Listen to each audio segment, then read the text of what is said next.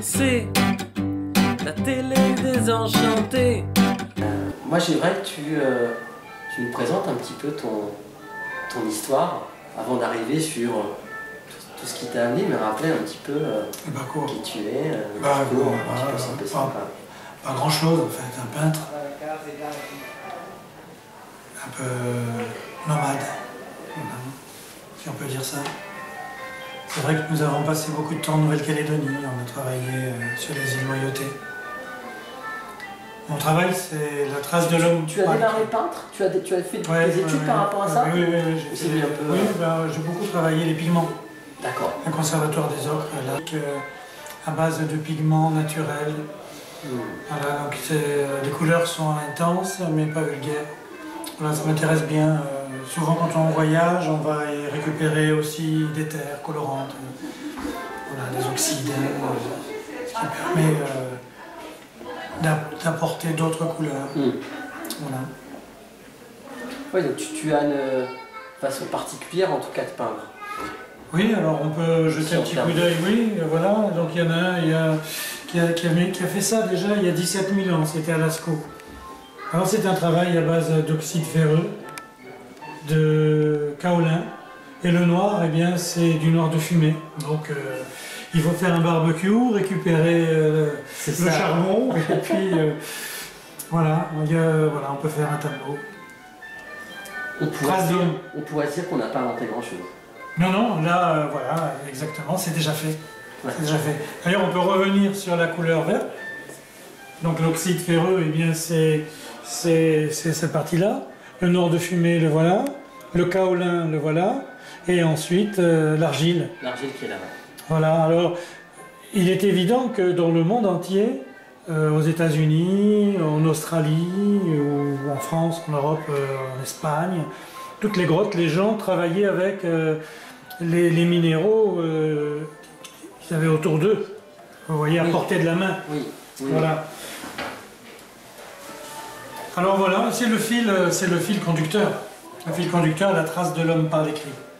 Donc je me suis intéressé à la lecture aussi de textes anciens sur différentes civilisations.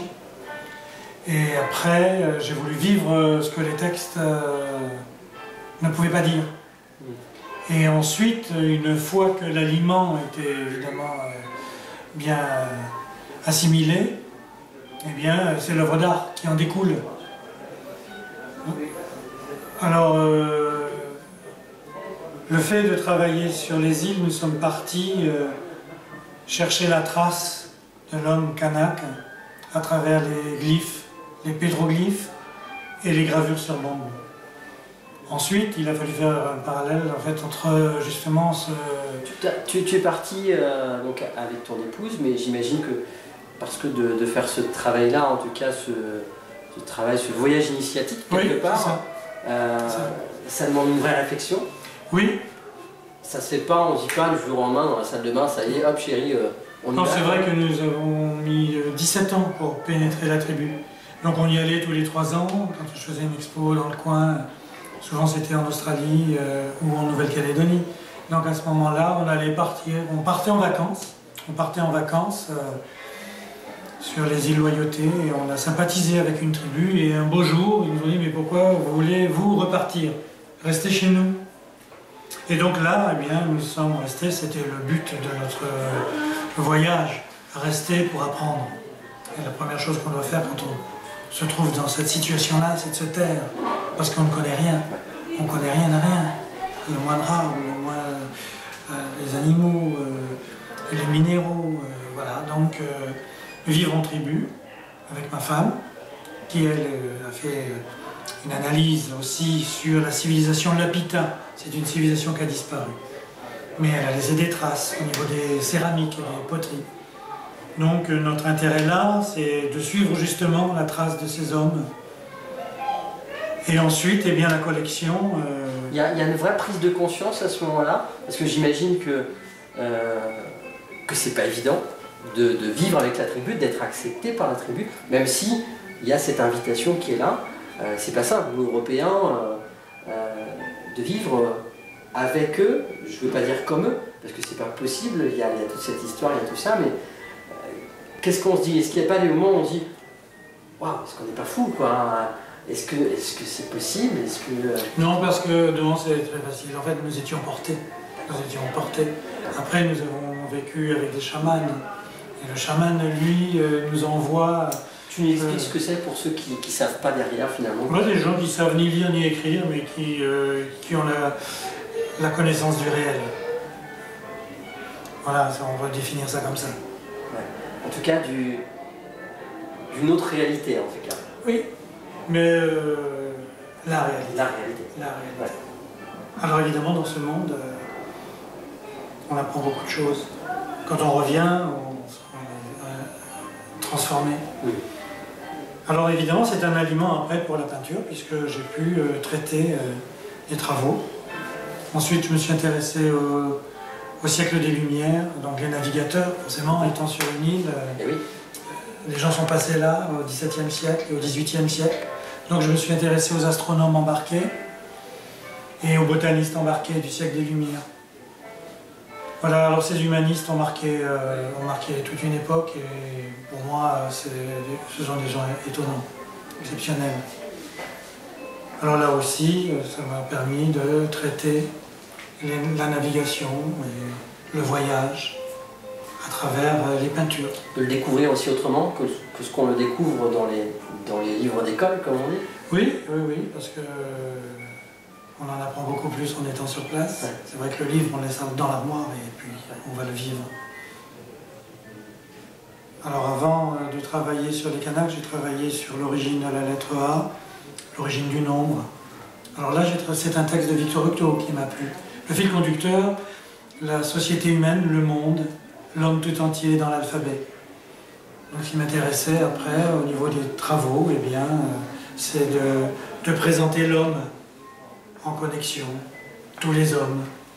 Évidemment, le rapport avec la nature. Les hommes de la Terre. Les hommes, voilà, ouais. Tout à fait. Ouais. Et c'est évident quand on vit avec l'homme primitif, avec les techniques primitives, avec ce rapport avec la nature, c'est magnifique, magnifique.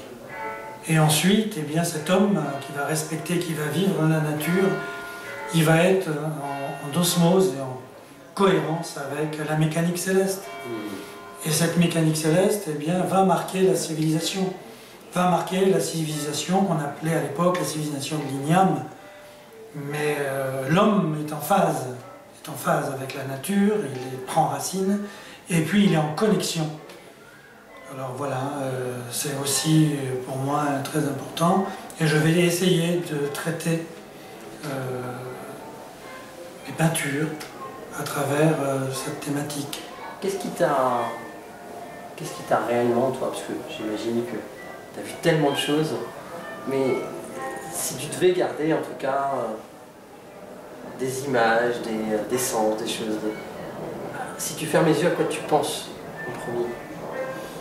C'est très difficile, hein, parce que il y a tellement de choses. Mais voilà, en fait c'est multiple. Ça a changé complètement ta vie, quoi. C'est incroyable. On ne peut pas garder une image, ça serait beaucoup trop réducteur. Ouais. Je ne pourrais même pas vous envoyer le message parce que... Les mots n'existent pas. C'est comme le nombre d'or. Ouais. 1 plus racine carrée de 5 sur 2, et c'est un nombre infiniment petit, infiniment grand. Il nous met en connexion avec l'univers, et il est multiple, il est infini. Petit par rapport à tout ça, évidemment. Mais je trouve que c'est des jolies découvertes en tout cas, c'est un joli chemin en tout cas. C'est les rencontres. C'est des rencontres. Qui font que le chemin est magnifique. Ouais. Donc il faut faire le premier pas. D'ailleurs j'ai une vraie chance aujourd'hui. Mais voilà, la rencontre elle est magnifique. Ouais. C'est un échange, ouais. C'est super. Quand nous sommes rencontrés au restaurant, nous étions avec des Mexicains. Ouais. Pareil, ce sont des gens d'une bonté incroyable. On a acheté quelques tableaux, ils ont acheté quelques sculptures, et puis un beau jour, ils nous ont dit « Je voudrais que vous travailliez sur les Mayas ». Et je lui réponds « Je n'ai pas pu travailler sur les Mayas, bien que j'ai vendu il y a quelques années un tableau, c'était à Sarlat, un chercheur américain qui a travaillé sur les hiéroglyphes mayas. Et donc je descends et je lui montre. Je lui montre la dédicace parce que 2 mois après il m'avait envoyé un bouquin dédicacé. Je dis non, je ne connais pas les mayas. Ah, vous connaissez pas le Mexique? Moi je vous invite. Voilà. Et donc on est parti, on a fait le Chiapas, le Yucatan, on a fait 3000 km et on a évidemment vécu avec un moment avec aussi quelques Mayas qui ont pu nous transmettre quelques messages, mais c'était trop court, le voyage était trop court. Mais j'ai pu réaliser quelques pièces d'ailleurs, on peut jeter peut-être un coup d'œil sur la pièce qui est là, la grande au centre. Voilà, là on est sur un travail sur les mois mayas, le calendrier en fait. Encore trace d'homme.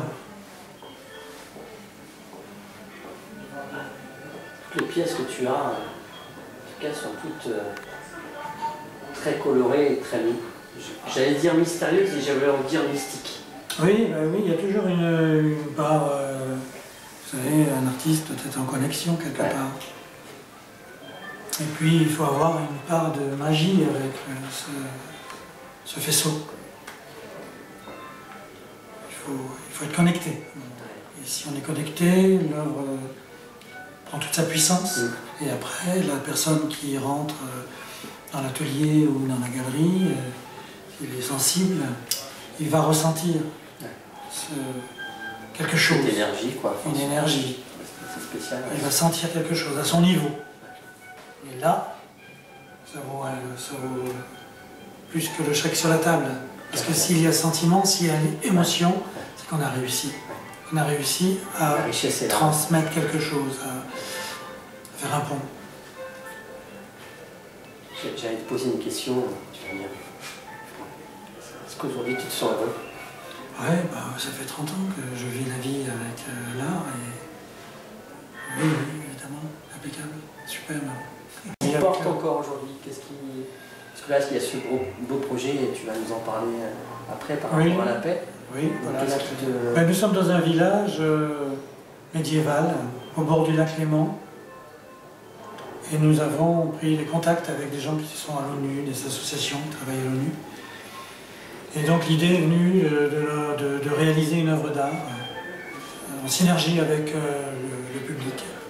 Et donc Mickey va travailler une sculpture à base de céramique et de fer, un globe, et voilà, elle va symboliser la paix. Et les gens, s'ils sont sensibles à la paix, eh bien, vont pouvoir laisser une trace, leur trace.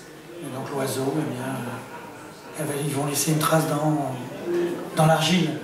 Après cuisson, elle sera toujours là, et l'œuvre ensuite sera présentée. Ancrée dans la terre, quoi. Oui.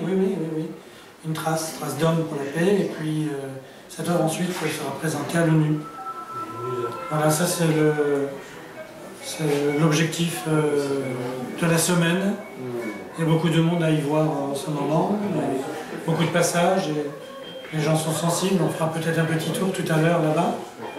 Et puis présenter Mickey dans son travail. On peut peut-être jeter un coup d'œil sur la pièce qui est là, par exemple. Donc là, c'est un travail céramique haute température. Alors, c'est une terre qui est géantée. Et elle va traiter un thème. Évidemment, c'est toujours les îles Loyauté. Voilà, alors cette femme, eh bien, elle maîtrise la connaissance, elle est sereine.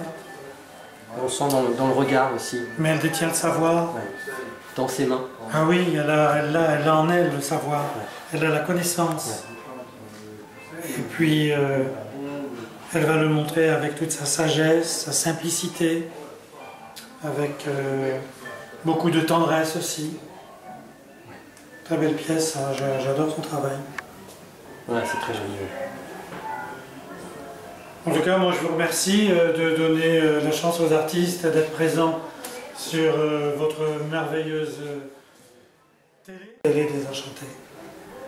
Qui parle évidemment d'inspiration, qui parle de bonheur, nous à notre manière, et tu sais qu'il y a plein de manières possibles parler d'inspiration, de bonheur, et évidemment, les artistes en font partie, mais la famille des artistes est grande,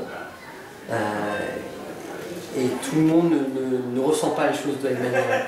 Et là, j'ai trouvé en tout cas ton histoire dans ce que tu nous avais raconté. Il y avait un voyage assez magique en tout cas. Oui, c'est un voyage magique. Oui. Au-delà de ce que tu fais toi dans la peinture, au-delà de ce que fait Mickey dans la sculpture, il y avait autre chose. Oui, quelque chose de plus grand. C'est juste, c'est bien perçu. Et en tout cas, j'ai ressenti moi avec le cœur. C'est bien perçu. Puis c'est l'autre qui fait. Ouais. C'est justement cette main tendue, ouais. L'accueil, ouais. Les échanges. Ouais. Et on peut vivre avec ça puisque c'est un aliment.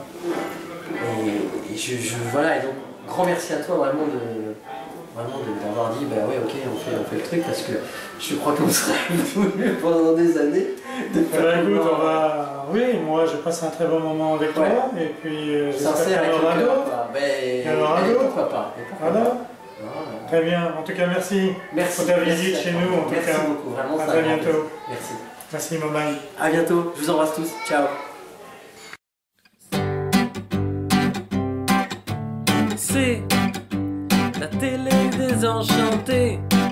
Pour ceux qui œuvrent à un monde meilleur, c'est la télé désenchantée. Pour ceux qui aiment partager, c'est la télé désenchantée. Pour ceux qui veulent trouver le bonheur, c'est la télé désenchantée. Toi aussi tu peux la partager.